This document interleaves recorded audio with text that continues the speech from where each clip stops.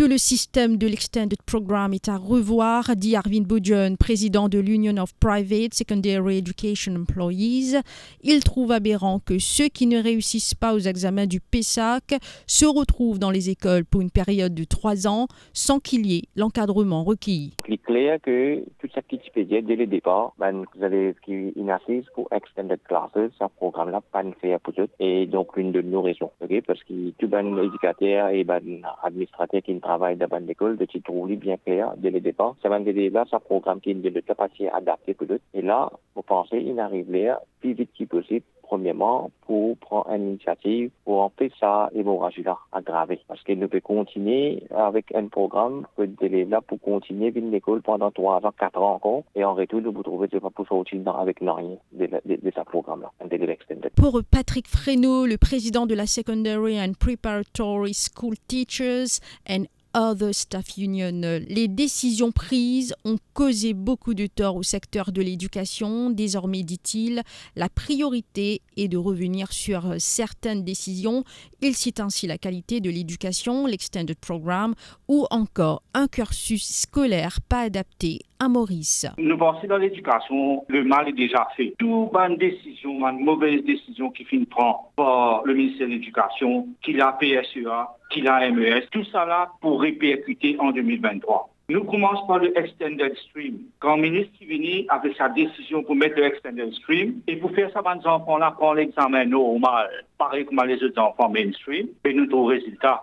Mais c'est moi pas venir dire nous aujourd'hui, personne ne peut venir dire nous combien d'enfants de Extended Stream est passé. Nous arrivons le deloading of syllabus.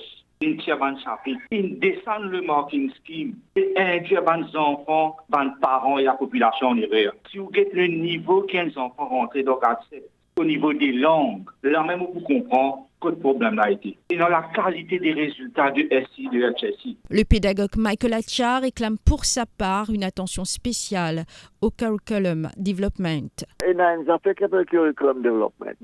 Change le curriculum, change le sujet, etc. pour adapter les besoins de l'étudiant. Ça peut arriver là. Tous les ans, il peut arriver. Des nouvelles méthodes d'enseignement, des nouveaux sujets, ou même dans un sujet, si vous pouvez faire school certificate, si vous pouvez faire HSCP, comme ça, et il y a un peu de changement dans le curriculum. Une des choses qui va l'étudiant bien adapter.